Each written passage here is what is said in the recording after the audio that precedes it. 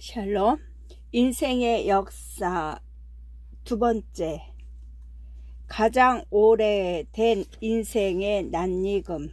공무도하가 백수광부의 아내. 이미여 물을 건너지 마오. 임은 결국 물을 건너시네. 물에 빠져 죽었으니 장차 임을 어이할꼬. 공무도하가로 시작하는 것은 이것이 우리 최고의 노래여서만은 아니다. 가장 오래된 인생과 그 고통이 여기에 있기 때문이다. 배경설화는 잘 알려져 있다. 조동일의 한국문화통사 1권에 해당 부분을 옮긴다. 조선에 광리자고라는 뱃사공이 있었다. 어느 날 새벽에 배를 손질하고 있노라니 머리가 새하얀 미치광이 사나이가 머리를 풀어 헤친 채 술병을 끼고 비틀거리면서 강물을 건너는 것이었다. 아내가 따라오면서 말려도 듣지 않고 마침내 물에 빠져 죽었다. 그 아내는 공무도하라는 사연의 노래를 지어 불렀는데 그 소리가 아주 슬펐다. 노래를 다 부르자 아내도 빠져 죽었다. 사공은 돌아와 자기 아내 여옥에게 그 이야기를 하고 여옥이 그 노래를 다시 불렀다. 고 조선의 시대의 일로 추정되는 이 사건은 우리보다 먼저 중국에서 진나라 때 제표에 의해 고금주에 기록됐고 이후 실학자 한치윤의 해동 역사의 설화와 가사가 함께 옮겨져 우리 문학으로 인정받기 시작했다. 노래말은 다양하게 번역돼 왔는데 대체로 죽음을 말리는 애원이거나 죽음 앞에서의 절망이다. 그대여 저 물 건너지 마오. 그대 기어이 저 물 건너다가 물에 빠져서 죽고 말면 나는 어찌하라고. 그대여. 김대양 이것은 사건 이전의 애원이다. 남더러 물 건너지 말래도 님더러 물 건너지 말래도 님은 건너고 말았네. 물에 빠져서 죽었으니 님이여 어찌하리요. 이것은 사건 이후의 절망이다. 배경설화에서 흥미로운 점은 이 짧은 노래의 탄생 및 전파에 연루된 사람이 최소 4이나 된다는 것이다. 강으로 뛰어든 사내가 있다. 범상치 않은 행색과 광태에 가까운 행위를 증거 삼아 몰락한 샤먼이라 주장하는 견해가 있고 술병을 지참했다는 점에 주목하여 디오니소스에 준하는 주신으로 보는 견해도 있다. 그리고 그를 말리다가 실패하고 뒤따라 죽은 여자가 있다. 여기에 더해 목격할 바를 아내에게 말해 소재를 제공한 남자가 있고 그것을 곡조로 재현한 예술가가 있다. 이 노래가 품고 있는 인생의 비밀들을 놓치지 않으려면 네 사람 모두의 내면을 다 살펴야 하리라. 그러기 전에 첫 두 구절에 주목하려 한다. 공무도하와 공무도하가 이루는 대구에는 긴장이 있다. 두 구절에서 다른 것은 한 글자뿐이니까 긴장은 결국 무와 경의 대립에서 나온다. 무는 여기서는 없음이 아니라 없어야 합니다. 어떤 일을 행하지 말아 달라는 간곡한 요청이 이 글자에 담겨 있다. 경은 마침내 혹은 드디어를 뜻하니 이는 어떤 일이 결국 벌어지고 말았다는 사실을 지시한다. 요컨대 이 노래는 간절한 무를 냉혹한 경이 무너뜨리는 구조로 돼 있다. 인생에는 막으려는 힘과 일어나려는 힘이 있다는 거, 아무리 막아도 일어날 어떤 일은 일어난다는 거. 먼저 백수 광부에게 그렇다. 물에 뛰어든 백수 광부를 무당이나 주신으로 보는 연구들에는 합당한 근거가 있겠으나 그렇게 보면 이 작품은 문헌이 될지언정 시가 되지는 않는다. 광부, 즉 미친 사람이라 했으니 그렇게 보는 편이 좋을 것이다. 나는 그를 상상한다. 삶이 힘들어 자주 강가에 서 있고는 했을 것이다. 극단적인 선택을 생각하다가도 이내 고개를 저었을 것이다. 미치지 않고서는 견딜 수 없었으므로 미쳐서라도 견뎠을 것이다. 더는 견딜 수 없게 된 날 그가 술기운을 빌려 투신하던 그 순간에도 그는 자기를 말려달라고 속으로 외쳤을지도 모른다. 내가 내 뜻대로 되지 않았을 것이다. 백수 광부의 저는 어땠을까? 나는 그녀를 상상한다. 남편이 취할 때마다 그를 쫓아 강가로 달려나간 적이 여러 번이었을 것이다. 그녀의 간절한 만류로 막아온 죽음이었으나 그날에 그를 말릴 수는 없었다. 일어나는 것이었다. 그때 웬 노래였을까? 그가 물속으로 막 들어갔을 때만 해도 돌아오라는 절규였을 말들이 그가 물속에 잠기는 순간 인사불성의 노래로 바뀌기 시작했으리라. 에우리디케를 잃은 오르페우스 같았을 것이다. 네가 내 뜻대로 되지 않는 것이었다. 여기서 너란 남편이기도 하지만 삶 그 자체이기도 한 것이었다. 이제 그녀 앞에는 뜻대로 안 되는 삶 대신 뜻대로 되는 죽음만이 남아 있었다. 그들 곁에 또 한 사람이 있었다. 나는 계속 상상한다. 두 사람이 잇따라 강물에 휩쓸려 죽는 장면을 옆에서 지켜보는 일이 쉽지는 않았을 것이다. 광리자고는 거대한 무력감과 허무함 속에서 귀가했을 것이다. 그날 밤 그는 자신이 낮에 목격한 두 건의 죽음을 아내에게 설명하면서 뒤따라 죽은 여인의 마지막 노래를 들었노라 말한다. 남편이 어설프게 복원했을 노래를 여옥은 온전하게 되살려냈다. 그녀가 백수 광부 처의 고통을 이해할 수 있었기 때문이었을 것이다. 뜻대로 되지 않는 인생에 대해 노래했으리라. 남일 같지 않은 어느 부부의 죽음을 생각하느라 그들은 늦게까지 잠들지 못했을 것이다. 그 밤으로부터 수천 년이 흘렀다. 이상은은 공무도 화가를 불렀고 김후는 공무도 화를 썼고 진무영은 니마 그 강을 건너지 마오를 찍었다. 이유야 다르겠지만 그들에게도 공무도 화가는 각별하다는 뜻이다. 상고시가로 함께 묶이는 구지가나 황조가와는 달리 공무도 화가만이 언제나 나를 사무치게 한다. 나는 내 뜻대로 안 된다. 너도 내 뜻대로 안 된다. 그러므로 인생은 우리 뜻대로 안 된다. 이런 생각을 할 때 나는 수천 년 전에 그들과 별로 다르지 않아서 들어본 적 없는 그 먼 노래가 환청처럼 들린다. 나는 백수 광부다. 나는 그의 아내다. 나는 광리자고다. 나는 여옥이다. 나는 인생이다. 무제한 이들의 고통에 대하여 욥의 마지막 말. 주님, 내가 주님께 부르짖어도 주님께서는 내게 응답하지 않으십니다. 내가 주님께 기도해도 주님께서는 들은 채도 않으십니다. 주님께서는 내게 너무 잔인하십니다. 힘이 세신 주님께서 힘이 없는 나를 핍박하십니다. 나를 들어 올려서 바람에 불려가게 하시며 태풍에 휩쓸려서 흔적도 없이 사라지게 하십니다. 나는 잘 알고 있습니다. 주님께서는 나를 죽음으로 몰아넣고 계십니다. 끝내 나를 살아있는 모든 사람들과 다 함께 만나는 그 죽음의 집으로 돌아가게 하십니다. 주님께서는 어찌하여 망할 수밖에 없는 연약한 이 몸을 치십니까? 기껏 하나님의 자비나 빌어야 하는 것밖에는 아무것도 할 수 없는 보잘것없는 이 몸을 어찌하여 그렇게 세게 지십니까? 고난받는 사람을 보면 함께 울었다. 궁핍한 사람을 보면 나도 함께 마음 아파하였다. 내가 바라던 행복은 오지 않고 화가 들이닥쳤구나. 빛을 발았더니 어둠이 밀어 닥쳤다. 근심과 고통으로 마음이 갈기갈기 찢어지고 하루도 고통스럽지 않은 날이 없이 지금까지 살아왔다. 햇빛도 비치지 않는 그늘진 곳으로만 침울하게 돌아다니다가 사람들이 모여있는 곳에 이르면 도와달라고 애걸이나 하는 신세가 되고 말았다. 나는 이제 이리의 황제가 되고 타주의 친구가 되어버렸는가. 내가 내 목소리를 들어보아도 내 목소리는 구슬프고 외롭다. 살갗은 검게 타서 벗겨지고 뼈는 열을 받아서 타버렸다. 수금소리는 통곡으로 바뀌고 피리소리는 애곡으로 바뀌었다.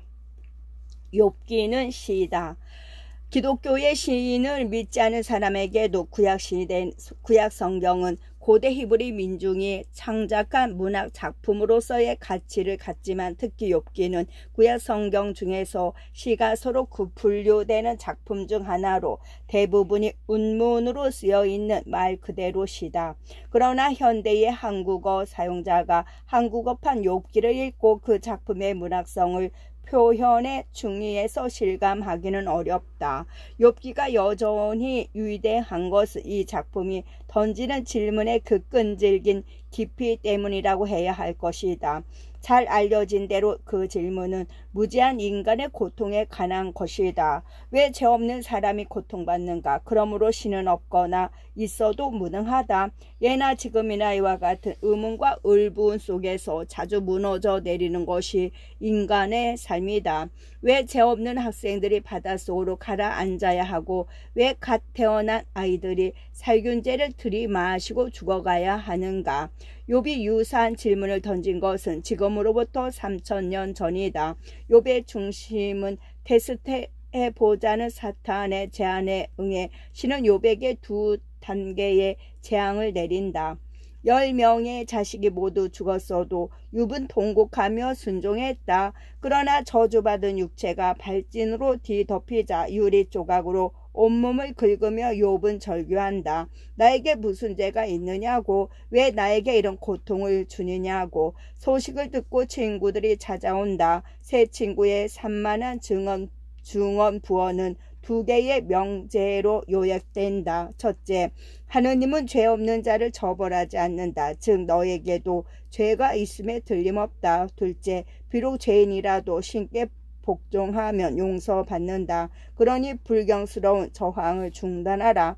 예나 지금이나 가장 천박한 수준에서 기독교를 받아들이는 이들은 원시적 인과론의 기대 타인의 고통을 신의 응징이나 말하는 데 거리낌이 없는데 친구라는 이들의 말이 바로 그와 별반 다를 바 없다. 이에 대해 욥은 첫 번째 명제는 바로 자신의 사례로 무너졌다고 선언하고 두 번째 명제와 관련해서는 죽음을 각오하고 끝까지 가보겠다고 답한다. 욥의 저항은 태만한 신앙인들과 부조리한 신모들을 향해 있다. 앞에서 인용한 대목은 새 친구와의 논전이 모두 끝나고 이루어지는 욥의 최후 진술 중에 나온다. 전반부에서 욥은 신을 향해 직접 말한다. 주님께서는 내게 너무 잔인하십니다. 절대자 앞에서 한없이 무력한 인간의 모습이 바람에 휘날리다가 태풍 속으로 사라져 버리는 티끌처럼 묘사돼 있다. 후반부에서 욥은 보이지 않는 배심원들을 향해 신의 직무 수행이 공정하지 않음을 고발한다. 이 작품의 다른 대목에서도 악한 자를 제때 응징하지 않고 그들의 부귀영화를 방조하는 신의 직무 유기를 비판하는 대목이 나오는데 여기서 욥은 선을 추구해온 제 삶의 이력을 조목조목 복귀하며 신의 업무 착오가 얼마나 치명적인지 항변한다. 친구들의 감정 없는 훈계에 욥이 전혀 설득되지 않자 논전을 지켜보던 청년 엘리후가 새로운 논객으로 등장하여 일갈한다. 당신이 감히 신과 시시비비를 가리겠다는 태도가 상황을 더 악화시키고 있으니 절대자의 뜻을 이해할 수 없는 인간의 위치를 겸허히 자각하라고. 또 신이 응답하지 않는다고 당신은 불평하지만 신은 언제나 말하고 있는데 인간이 알아듣지 못할 뿐이며 바로 당신의 고통 자체에 신의 진언이 담겨 있다고 말이다. 친구들은 저버리자 결론으로서 고통을 말했고 엘리후는 전언이자 과정으로서의 고통을 말했다. 확실히 다르다고 할 수 있지만 엘리후에게도 역시 눈앞의 고통에 감흥하기보다는 신을 정당화하는 일이 더 중요해 보인다. 엘리후의 말이 끝나자 신이 등장한다. 그러나 신은 엘리후가 예상한 대로 한낱 인간과 시시비비를 가릴 생각이 없다. 없다. 여기서 신은 질문하는 주체이자 대답하는 주체가 아니다. 그래서 미처 대답할 겨를도 주지 않고 욥이 알 수 있는 것과 할 수 있는 것에 대해 집요하게 묻고 또 묻는다. 그것으로 인간의 무지와 무능을 다시 확증하고 자신의 절대적 권위를 수차례 강조하여 결국 욥의 굴복을 이끌어낸다. 침묵하던 욥의 처음이자 마지막 말이 이렇다. 주님이 어떤 분이시라는 것을 지금까지는 제가 귀로만 들었습니다. 그러나 이제는 제가 제 눈으로 주님을 뵀습니다. 그러므로 저는 제 주장을 거두어 드리고 티끌과 잿더미 위에 앉아서 회개합니다. 죄 없는 인간에게 저주를 내리고 이에 저항하는 인간을 굴복시켜 결국 다시 자신을 인정하게 만드는 이 가학적인 신의 잔인한 개임은 어떻게 받아들여야 하는가? 슬라보 예지책은 죽은 신을 위하여에서 신의 일방적인 발언을 이렇게 냉소한다. 쩌렁쩌렁 울리는 신의 말 때문에 욥의 침묵, 욥의 묵묵부답이 더욱 잘 들린다. 그리고 다음과 같이 평결한다. 신은 정의롭지도 불의하지도 않다. 다만 무능할 뿐이다. 그는 욥기가 욥의 질문에 대답하는 데 실패했다고. 그러므로 욥기로부터 욥의 위대한 질문을 분리해내야 한다고 말한다. 우리는 그럴 수도 있을 것이다. 그러나 정작 욥 자신은 그럴 생각이 없어 보이지 않는가? 그는 그저 신이 나타나 주기만을 기다렸고 그리 되었으니 됐다는 듯이 행동한다. 왜일까? 나는 신학자가 아니어서 신학적 정답을 알지 못하며 다만 침묵할 때에 욥의 마음을 겨우 짐작해 볼 따름이다. 욥은 자신에게 닥친 불행 때문에 고통스럽기도 하지만 그 불행의 이유를 알 수 없기 때문에 더욱 고통스럽다. 인간은 자신의 불행이 아무런 의미가 없다는 사실을 견디느니 차라리 어떻게든 의미를 찾으려 헤매는 길을 택하기도 한다. 내 아이가 어처구니 없는 확률, 우연의 결과로 죽었다는 사실이 초래하는 숨막히는 허물을 감당하기보다는 차라리 이 모든 일에 내가 이해할 수 없는 어떤 거대한 섭리가 존재한다고 믿는 편이 살아있는 자를 겨우 숨쉬게 할 수 있다면 신은 그때 비로소 탄생하는 것일지도 모른다. 신이 존재하지 않는다는 것을 강력히 입증하는 증거 앞에서 오히려 신이 발명하고 되고야 마는 역설, 가끔 끔찍한 고통을 겪은 인간이 오히려 신 앞에 무릎을 꿇기를 선택하는 아이러니, 그럴 수밖에 없었던 마음들이 얼마나 많았을까. 나는 이유도 모른 채 아이를 잃은 부모가 갑자기 독실한 신앙인이 된다 해도 놀라지 않을 것 같다. 무신론자에게 신을 받아들이는 일이란 고사유와 의지의 패배를 뜻할 뿐이지만 고통의 무의미를 견딜 수 없어 신을 발명한 이들을 누가 감히 패배한 사람들이라 말할 수 있을 것인가. 그들이 신을 발명하기 전에 먼저 인간이 인간을 구원할 생각이 없다면 말이다. 언제나 진실한 것은 오직 고통뿐. 언제나 진실한 것은 오직 고통뿐. 내 삶은 폐쇄되기 전에 2번 다쳤다. 내 삶은 폐쇄되기 전에 2번 다쳤다. 에밀리 디킨슨. 내 삶은 폐쇄되기 전에 2번 다쳤다. 그러나 두고 볼 일, 불멸이 나에게 3번째 사건을 보여줄지는 내게 닥친 2번의 일들처럼 너무 거대하고 생각할 수조차 없을 정도로 절망적일지는. 이별은 우리가 천국에 대해 아는 모든 것, 그리고 지옥이 필요로 하는 모든 것. 크나큰 고통을 겪고 나면 형식적인 감정들이 온다. 크나큰 고통을 겪고 나면 형식적인 감정들이 온다. 크나큰 고통을 겪고 나면 형식적인 감정들이 온다. 신경은 마치 무덤에서처럼 의식을 치르듯 가라앉고 뻣뻣한 심장을 묻는다. 견뎌낸 게 그것인가? 그인가요? 어제인가요? 아니면 수천 년 전일까요? 발은 기계적으로 돌고 돈다. 마치 나무인 양 굳어진 발길이 땅, 하늘 혹은 그 어디로 향하건 돌덩어리 같은 석양의 만족에 이른다. 이것은 납덩어리의 시간, 고통에서 살아남으면 되돌아볼 테지. 얼어가는 사람이 누를 생각하듯이 처음에는 냉기, 다음에는 혼미, 그러고는 방기. 2016년 2월 18일에 작고한 일본의 소설가 스시미 유코는 1980년대에 9살짜리 어린 아들을 먼저 보내놓은 슬픔에 대하여에서 이렇게 적고 있다.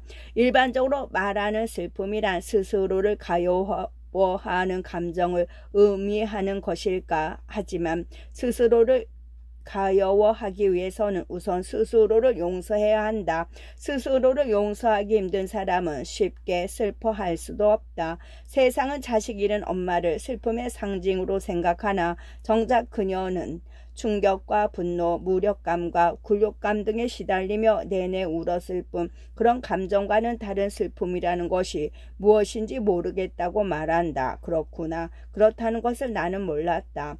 나는 모르는 것이 너무 많지만 어쩌자고 이런 것까지 모르는가? 왜 학교에서는 슬픔 학을 가르치지 않는가? 혼자 공부하다 보면 언젠가는 이런 벽에 부딪힌다. 예컨대 자식을 먼저 떠나보내는 슬픔이 무엇인지 아는 사람은 자식을 먼저 떠내보낸 사람뿐이다. 나는 벽. 내가 지금 아는 것은 지금 알 수 있는 것뿐이어서 내가 아는 슬픔은 내가 느낀 슬픔뿐이다.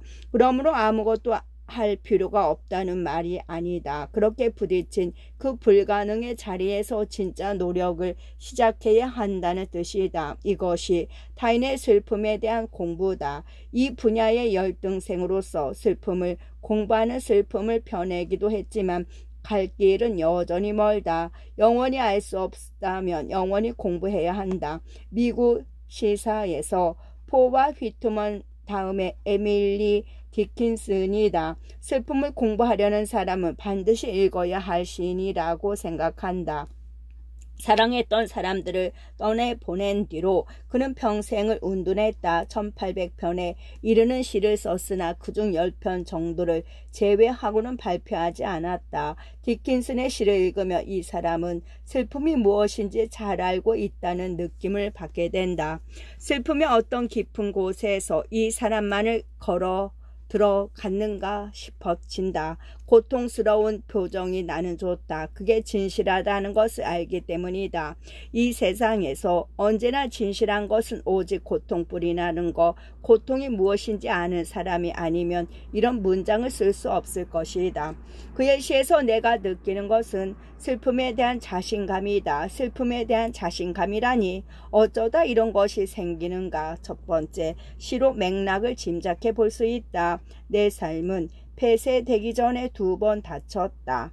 2번의 결정적인 사건, 누군가의 죽음이 있었고 그 사건이 디킨슨의 내면을 2번 죽인 것이다. 살아있지만 이미 죽은, 그것도 2번이나 죽은 사람, 그런 그가 담담히 말을 잇는다. 두고 볼 일이라고. 3번째 죽음이 없으란 법이 없으니 원문에서 대문자로 쓰인 불멸은 단적으로 말하면 시였고 슬픔을 공급하는 일을 멈추지 않는 인생의 다른 이름이기도 할 것이다.